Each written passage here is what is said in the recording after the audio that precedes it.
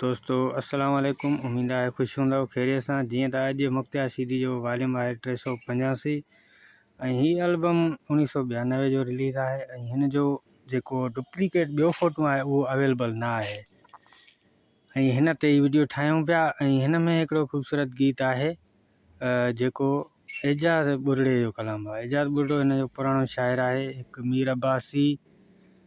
ऐं कलाम जा ॿोल आहिनि दिल ब तोखे ॾिनमि, दिल ब तोखे ॾिनमि। ऐं कुझु दोस्तनि कमेंट्स बि कया आहिनि, कमेंट्स बि शामिलु कयूं।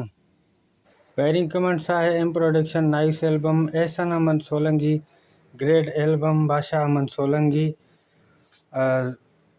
ज़बरदस्त अदा। उन खां बाद ॿिया कमेंट्स आहिनि उहे बि शामिलु कयूं। उन खां बाद आहे हसन अहमद महर साहब, नाइस वीडियो हसन अहमद महर 475 ग्रेड। आशिक अहमद सोलंकी वॉल्यूम 475 भलो आदा, वॾी महिरबानियूं। अञा कमेंट्स आहिनि उहे बि ॾिसूं कहिड़ा आहिनि। उन खां बाद आहे आशिक अहमद सोलंकी, 2 फ़ोटूं वारो कमु ॾाढो वणियो। आशिक अहमद सोलंकी नाइस वीडियो, आशिक अहमद सोलंकी 1993 VIP, वॾी महिरबानियूं। जीअं कमेंट्स कंदव तीअं मूंखे ख़ुशी थींदी ऐं तव्हांखे बि ख़ुशी थींदी, तव्हांजी कमेंट्स शामिलु कई वेंदी। अञा कमेंट्स आहे हिकु ॿ दोस्त जी, उहा शामिलु कयूं। पहिरीं कमेंट्स आहे माशूक़ अहमद जी, nice 400 volume 475 volume Mashooq Ahmad, 2 फ़ोटूं वारो कमु भलो आहे। माशूक़ अहमद मीराली वाह वाह भाईजान वाह, वॾी महिरबानियूं अदा, लख कुर्ब। जीअं कमेंट्स कंदव ख़ुशी थींदी। हलूं था हिन पहिरीं जे रिकॉर्डिंग मुमताज़ लकी जी आहे, तरबियत सुञाणप म्यूज़िक खैरपुर। ऐं उन में पहिरियों कलाम आहे मीर अब्बासी जो, ॾाढो हयाती कयो तंग तमामु। ऐं उन खां बाद आहे बख्शल शाह जो अलाह खे मञ।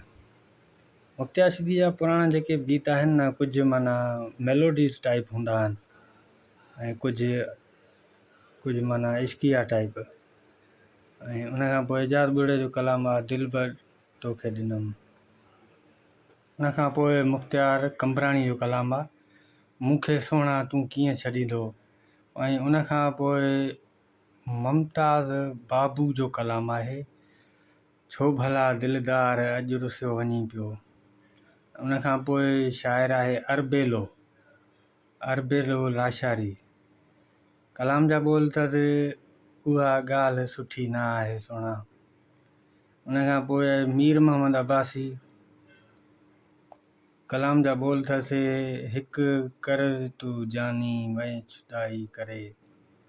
उन खां पोइ आख़िरी कलाम आहे बख्शल शाह जो, जॾहिं अङण ते यादि ईंदी तुंहिंजी। ऐं हिन एल्बम जो टाइटल आहे ॾाढो हयाती कयो आहे तंग।